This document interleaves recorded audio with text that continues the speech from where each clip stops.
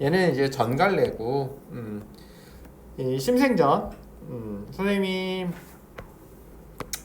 전체 내용을 좀 알아둬야 된다 싶은 것들은 전체 줄거리도 항상 정리를 해주거든.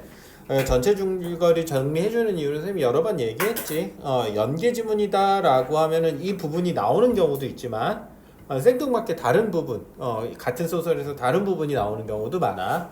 심생전 같은 경우는 선생님 생각에는 여기보다는 같이 나오면 맨 마지막 부분이 같이 나올 확률이 높아. 알겠지?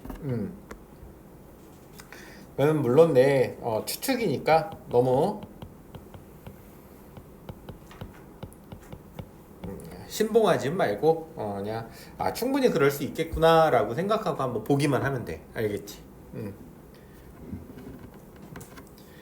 심생은 양반이야. 이미 이제 생자 쓴다는 거 자체가 그래서 양반이고,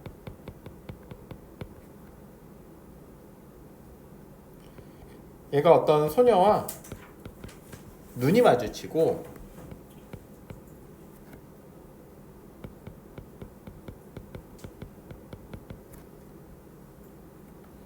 사랑에 빠져. 그리고 스토커처럼 집에 따라가.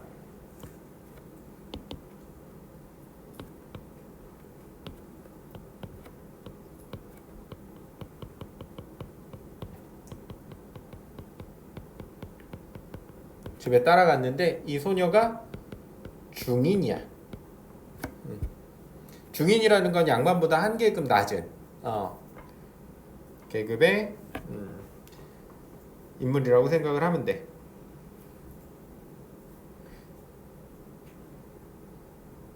그리고 이 집에서 한 달을 기다려.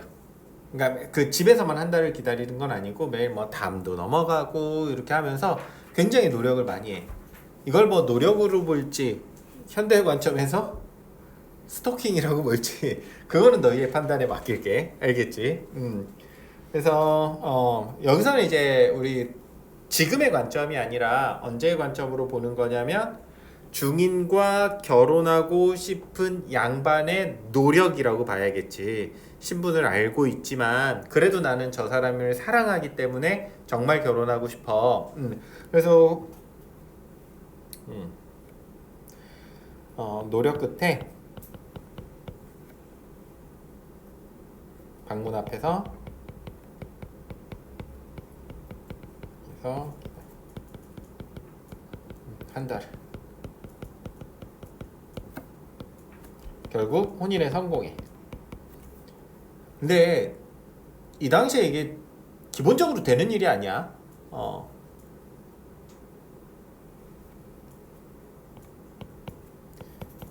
부모가 당연히 반대하고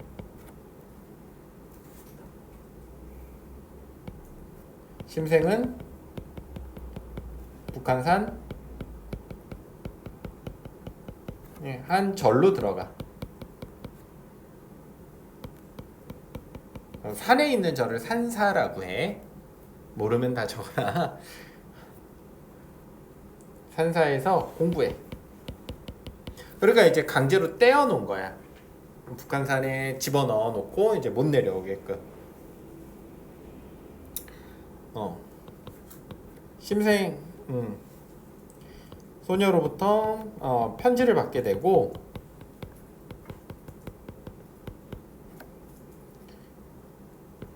심생은 상사병으로 미안해 소녀는 죽었음을 알게 돼. 그래서 소녀가 이제 죽었음을 알리는 그런 편지였고,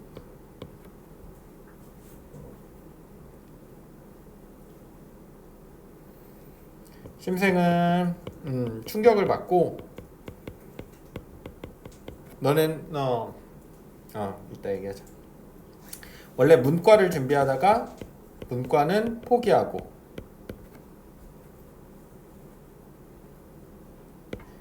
무과를 준비해서 벼슬에 오르지만, 그러니까 문과는 지금으로 치면 일반 공무원이라고 생각하면 되고, 과거에 급제한다는 건 지금으로 치면은 되게 높은 행정고시라든지 이런 시험에 합격하는 거야. 고위 공무원이 되는 거고, 무과를 급제해서 결국 이제 무과는 군인 된다고 생각하면 돼. 그냥 이제 단순히 나가서 싸우는 군인이 아니라 그 지휘관이 되는 거야. 지금으로 치면 육군사관학교에 들어간 거야. 알겠지? 그래서 장교가 되는 거고, 일찍 죽어. 아마도 사랑하는 사람과 같이 있지 못했기 때문에 굉장히 비극적인 이야기지. 소녀도 죽고 심생도 죽게 돼.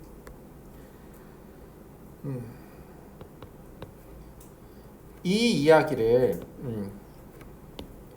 1번에서부터 6번까지 이야기를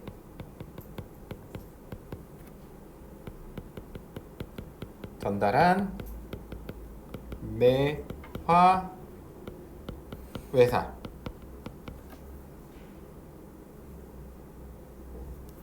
작가야, 작가.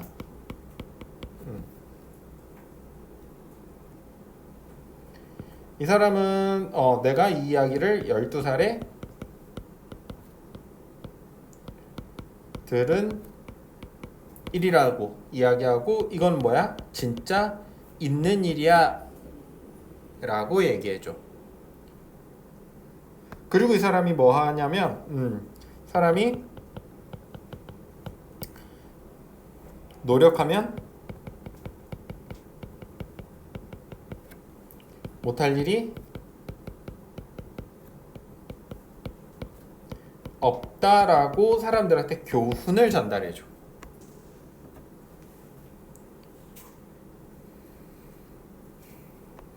조금 생뚱맞지? 그치? 그래서 선생님이 뒷부분이 나올 가능성이 좀 높다는 거야. 알겠지? 뭐냐면 요 앞부분은 사랑 그리고 비극에 관련된 이야기거든?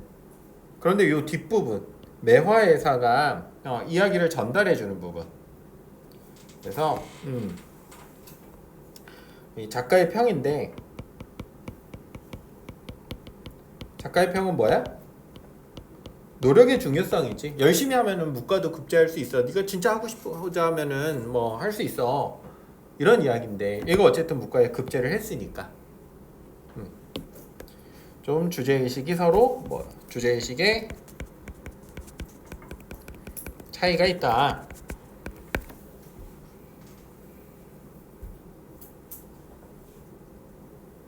요 부분을 좀 잘 정리해두면 좋을 것 같아. 괜찮지? 자, 그래서 여기 보면 이걸 한번 쭉 읽어보고 보기. 알겠지? 꼭 읽어봐야 돼. 문제 풀기 직전에. 자, 한번 해석해 보도록 합시다.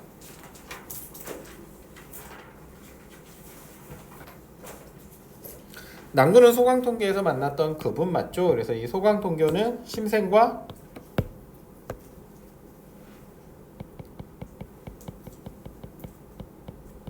소녀가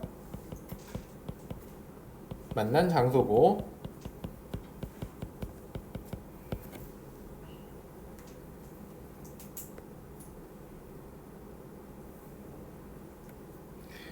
낭군이 누구야, 여기선? 심생이지. 여자가 좋아하는 남자를 부를 때 낭군이라고 그래. 알겠지? 여자가 좋아하는 남자를.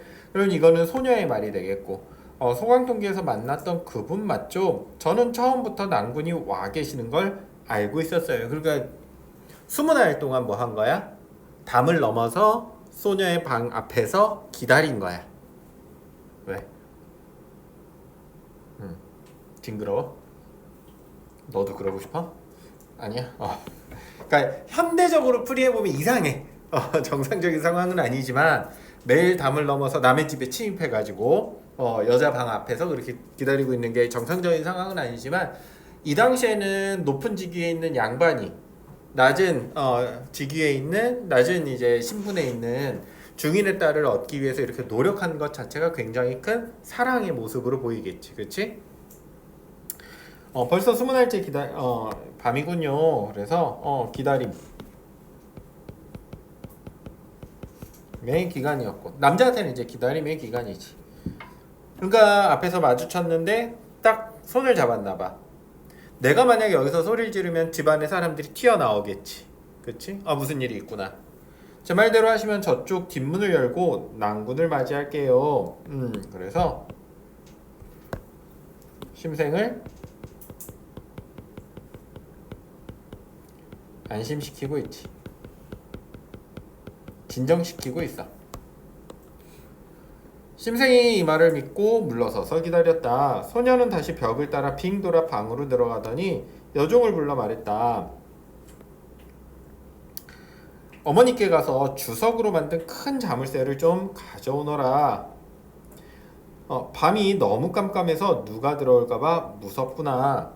여종이 내당으로 가더니 내당은 안쪽에 있는 방을 내당이라고 그래. 당자가 집 당자야. 그래서 너희들 그 가게 이름에 당 쓰는 가게들 많지. 뭐 유명한 대전의 성심당이라든지 그런 거 이제 집당자 쓰는 거고. 얼마 안 있어서 자물쇠를 가지고 왔다. 소녀는 심생과 약속했던 뒷문으로 가 자물쇠를 걸고는 손수 열쇠로 딸그닥 소리를 내며 자물쇠를 채웠다. 그래서 음성상징어도 들어가 있고.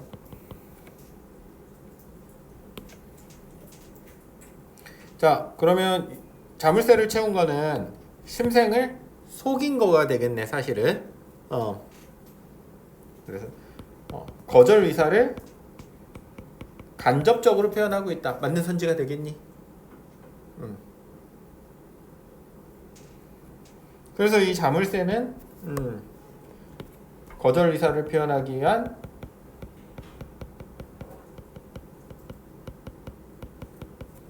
도구라고 봐도 될까? 그래서 일부러 자물쇠 잠기는 소리 탁 하고 낸 거지. 뒷문으로 너 못 들어와. 그리고는 즉시 방으로 들어가 등불을 껐다. 아무 기척도 내지 않고 깊은 잠든 척 했지만 실은 잠자지 않고 있었어. 심생은 속은 것이 분하면서도 왜 잠자지 않고 있었어? 이런 걸 우리가 뭐라고 하냐면 전전 반측이라고 그래. 수능에서 사자성어 나올 확률은 굉장히 낮아. 사실은 요새는 이제 그런 거 잘 안 나오더라고. 안 나오지만 그냥 상식적으로 알아둬야지. 우리 이제 대학교 가려고 준비하는 사람들인데 이 정도는 알고 들어가야지. 요게 이제 뒤척뒤척하면서 잠 못 자는 모습을 전전반측이라고 그래. 전전반측이라고 하고, 왜 전전반측하고 있니? 내적 갈등이 드러나고 있지.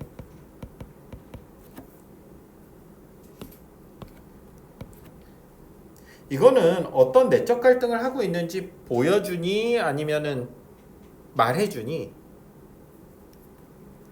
인물의 심리를 간접적으로 제시하고 있다. 맞는 선지야? 왜냐면 잠을 못 들고 있다라고만 했지 얘가 뭐 어떤 생각을 했는지 뭐 그런 게 안 나오잖아. 맞아? 우리가 직접 파악해야 되는 거야. 이런 건 간접 제시 혹은 보여주기라고 해.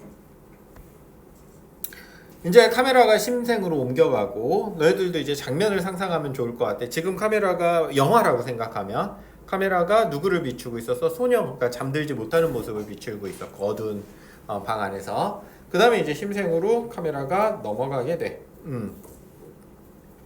심생은 속은 것이 분하면서도 그나마 얼굴이라도 한번 보게 된 것을 다행스럽게 여겼다.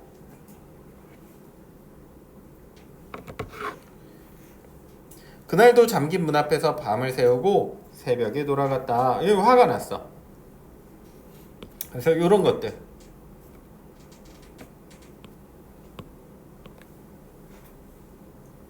이거는 보여주기야 아니면은 말해주기야? 여기 써줄까? 보여주기. 똑같은 말이야. 간접 제시 보여주기. 어떻게 선지 나와도 맞출 수 있어야 돼. 알겠지? 큰 어려움. 이거는 서술자가 어떻게 하고 있어? 직접적으로 말해주고 있지. 내 인물의 심리를. 이건 직접적으로 제시하고 있다. 맞는 선지야? 말해주고 있다. 맞는 선지야? 맞는 선지. 그날도 잠긴 문 앞에서 밤을 새우고 새벽에 돌아갔다. 심생은 이튿날에도 가고 그 이튿날에도 갔다. 태도가 변했어, 변하지 않았어? 태도가 변하지 않았고, 그러나 감히 잠긴 문을 열어달라고는 하지 못했어. 비오는 날이면 비옷을 입고 갔으며 옷자락 젖는 것쯤은 마다하지 않았어. 그래서 지금 이런 것들을 보면은 되게 진심 어린 것이라는 것도 알 수 있을 것 같아.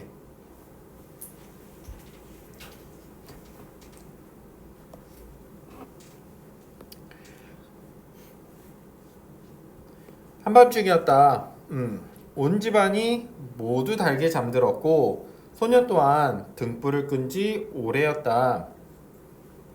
그런데 소녀가 갑자기 벌떡 일어나더니 여종에게 불을 켜라 이르고 이렇게 말했다. 너희들 오늘 밤은 내 당에서 자거라. 이러면 이제 뭔가 이 친구가 결심을 했구나 라는 것도 좀 짐작해 볼 수 있을 것 같아. 미안해. 잠시만.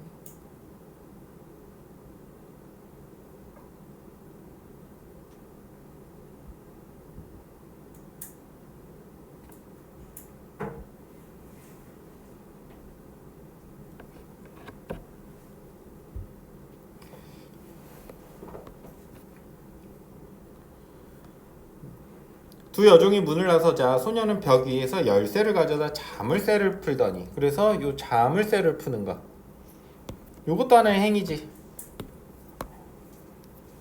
태도의 변화를 나타내네. 낭군 방으로 들어오셔요.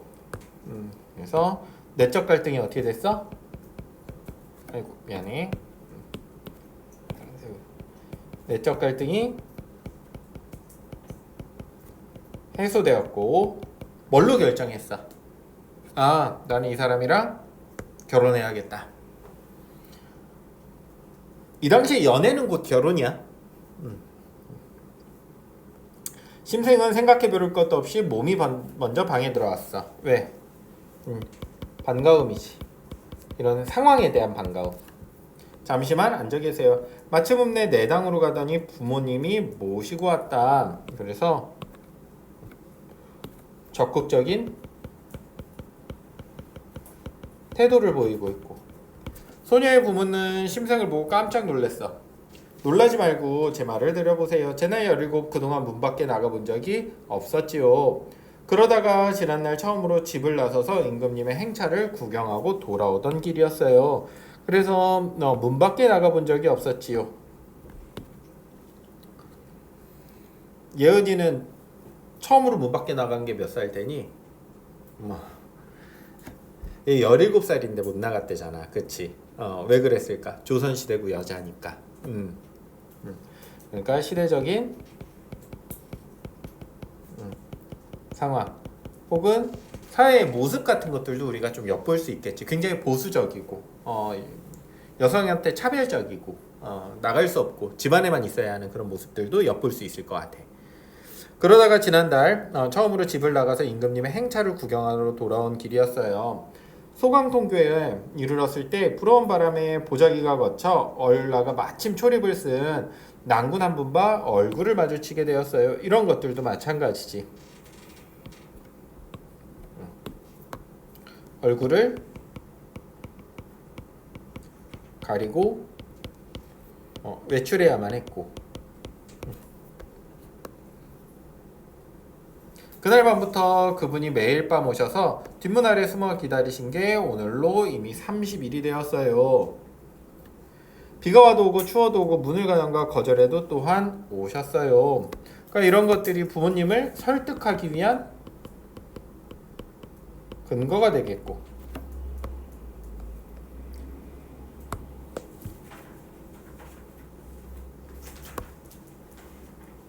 제가 이리저리 요량해 본 지 이미 오래되었답니다.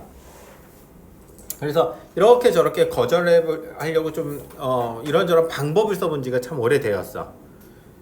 만일 소문이 밖에 퍼져 이웃에서 알게 되었다고 쳐보세요. 저녁에 들어와 새벽에 나가니 누군들 난군이 그저 창밖의 벽에 기대있기만 했다고 생각하겠어요. 이웃에서 보면 어쨌든 집안에 들어갔고, 그치? 그 문 앞에 있었는지 아니면 실제로 방 안에 들어가 있었는지는 밖에서 보면 모른다는 거야. 그러면 밖에서 봤을 때 여자의 방에 맨날 남자애가 들락거리네 이렇게 생각할 수 있지. 그렇다는 거야. 그래, 이게 바로 설득 근거 두 번째가 되겠지.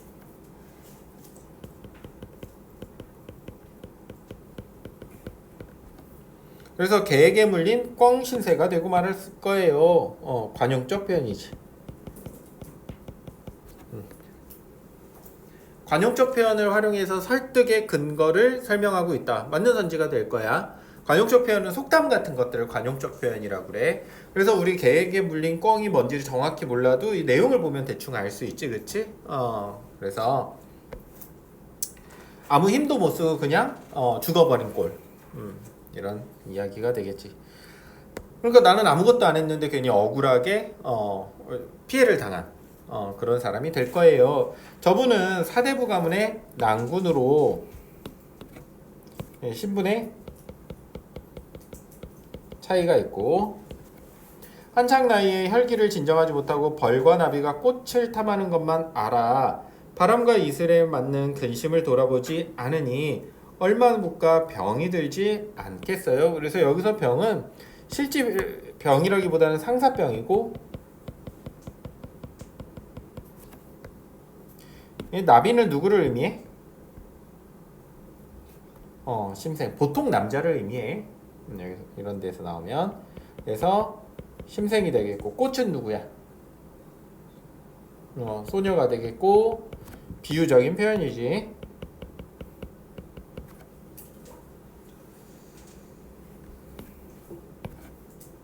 벌은 한자로 뭐라 그래? 벌과 나비 이런 거 다 한자로 원래 써 있거든, 실제로는. 그러니까 요건 너무 한글로 잘 풀어줬고, 벌이 뭐야? 양봉한다고 하잖아. 벌 봉자 써, 알겠지? 양육한다고 하지. 키울 양자야, 알겠지? 키우는 거고, 그러면은 벌을 키우는 거고. 나비는 한자로 뭐니? 접해서. 요거 되게 자주 나오는 단어라 선생님이 써준 거야. 봉접, 그 고전 시가에 많이 나오잖아. 봉접이라고 나오면 뭐랑 뭐? 벌과 나비. 이거 자주 나오잖아. 접, 선생님 맨날 얘기해주지. 접, 우리가 흔히 쓰는 접자 어디에 나오나? 수영할 때 접영. 그 접자가 나비야. 그래서 접영이 영어로 버터플라이지. 버터플라이를 그냥 이렇게 옮긴 게 접영이야. 병들면 미안. 바람과 이슬은 뭐를 상징하겠어? 앞으로 올 시련. 그러니까 앞으로 다가올 우리의 시련은 생각하지 않고 그저 지금 사랑에 빠져서 막 달려들고 있어. 그 모습을 좀 표현한 거고. 그러니까 그런 것까지 걱정하지 않고 막 달려들고 있고 어쨌든 만약에 우리가 이루어지지 않으면 상사병에 걸릴 거야. 병들면 필시 일어나지 못했더니 그리 된다면 제가 죽인 건 아니지만 결국 제가 죽인 셈이 되겠지요. 설득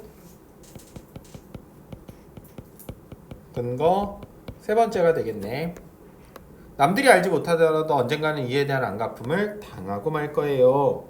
게다가 저로 말할 것 같으면 죽인 집안에 처녀에 지나지 않아요. 신분의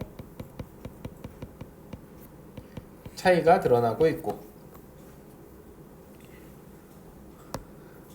그래서 우리가 요거 금기된 사랑에 대한 이야기지. 사회적으로 이제 금기시되는 그런 사랑에 대한 이야기. 여기저기서 많이 나오지 실제로. 가문 간의 앙숙인데 사랑을 한다던가 이렇게 신분의 격차가 나는데 사랑을 한다던가 이런 모티프들은 상당히 많이 나오지. 춘향전도 마찬가지고 그 다음에 로미오와 줄리엣도 마찬가지고 동서양에서 정말 많이 쓰여. 절세의 미모를 가지고 있는 것도 아니야. 물고기가 숨고 꽃이 부끄러워할 만큼 아름다운 얼굴도 아니잖아요. 그래서 자신을 겸손하게 표현하고 있어.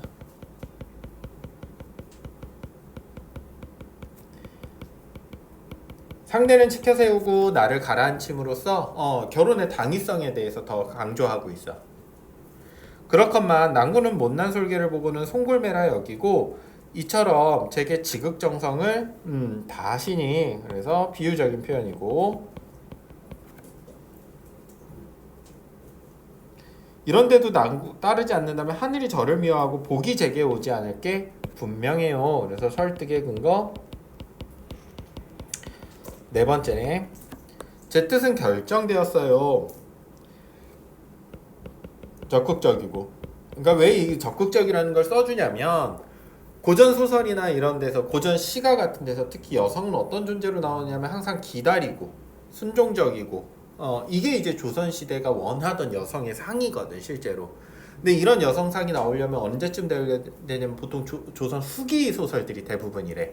왜냐면 그때서야 이제 여성들이 의식이 좀 깨어나고, 여전히 이제 성에 대한 차별은 심했지만, 그래도 이런 거를 통해 가지고 여자들이 대리만족을 하고, 이럴 수 있는 사회적 분위기가 좀 조성이 되었던 거지.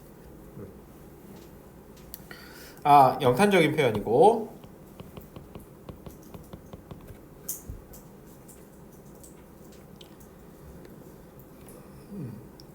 부모님은 늙어가시는데 자식이라고는 저 하나뿐이니 사이를 맞아 그 사이가 살아계실 적엔 봉양을 다하고 돌아가신 뒤엔 제사를 모셔준다면 더 바랄 게 뭐 있겠어요.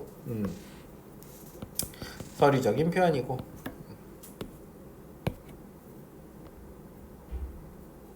설득 근거 다섯 번째. 우리 집에는 누구밖에 없다? 딸밖에 없다. 조선시대는 그게 조금 큰 문제였으니까, 그러니까 사위를 얼른 들여서 사위가 봉양해줬으면 좋겠다. 설득 근거 여섯 번째. 운명이야. 하늘이 맺어준 거야. 더 말해 무엇 하겠어요. 서리적인 표현이지.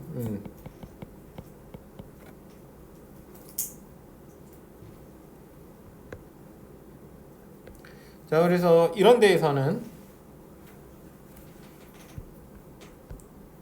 예상 상황을 가정하고 있다. 맞는 선진이?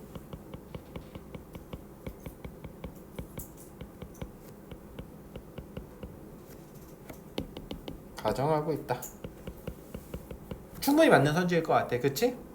예상 상황을 또 이런 것도 한번 해볼까? 인연의 과정을 설명하여 설득의 근거로 삼고 있다. 맞는 선지가 될까? 인연의 과정, 이만큼 노력했어요 잖아. 이렇게 나와도 다 맞는 선지가 될 것 같아. 심생은 이날 밤 소녀와 동침한 이래 함께 밤을 지새게 되고, 서로 이제 드디어 사랑이 이루어졌지.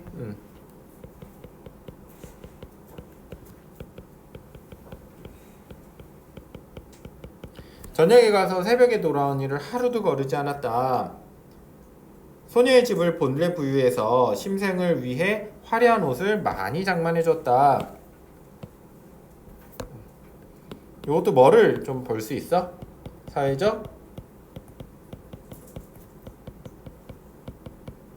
상황도 좀 볼 수 있어. 중인인데 부유해. 있을 수 없는 일이거든. 그치? 왜 이건 언제쯤이라고 예측을 할 수 있어? 충분히 조선 후기구나. 이 중기는 확 지났구나. 양반이 아닌데도 부유한 계층들이 나타나고 있구나. 그러나 심생은 집에서 이사각해 볼까봐 그 옷을 입지 못했다. 그러니까 거기서 옷을 사줬지만 집에는 아직 말을 했어 못했어? 말을 못했어. 심생은 이 사실을 숨기고 있고, 비밀을 깊이 감췄지만 심생의 집에서는 심생이 밖에서 자고 오래도록 돌아오지 않는 것을 의심하게 되었어.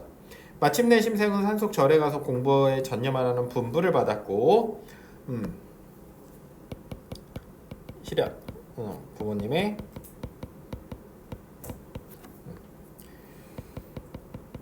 반대고. 심생은 불만스러운 마음에 우울하게 집에 머물다가 벗들에게 이끌려 책들을 쌓아 짊어내고 북한 산성으로 올라갔다. 선방에 머문 지 여기 방은 그냥 방이야 방. 너네들 사는 방 알겠지? 집에 있는 방. 심생의 의지에 반하는, 그러니까 심생의 의지와 상관없이 살게 된 공간이다. 맞는 선지가 될 거야. 이게 충분히 줄쳐서 문제 나올 수 있겠지.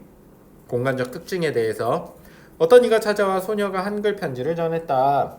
왜 한글 편지일까? 여성이고, 그치? 그러니까 한자를 배우지 않았던.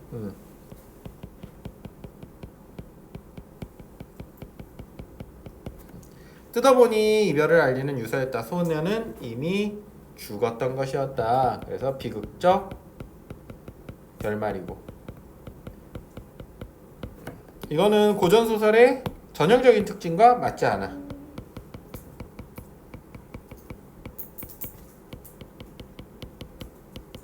전형성과 전형성 맞지 않아. 다 해피엔딩으로 끝나는데 이건 좀 독특해. 그래서 그런 부분들도 독특하더라. 요 정도 하면은 모르는 문제 없이 문제 다 풀 수 있을 것 같아. 그치? 혹시 모르는, 지금 질문하고 싶은 거 지금 얼른 하자. 근찬이, 예은이, 근찬이, 동희, 재현이. 이런 문제를 안 틀리니? 정훈이, 괜찮아? 자, 오늘 여기까지 합시다. 모르는 거 있으면 개별적으로 물어봐. 알겠지? 지금 못 물어봤으면. 자,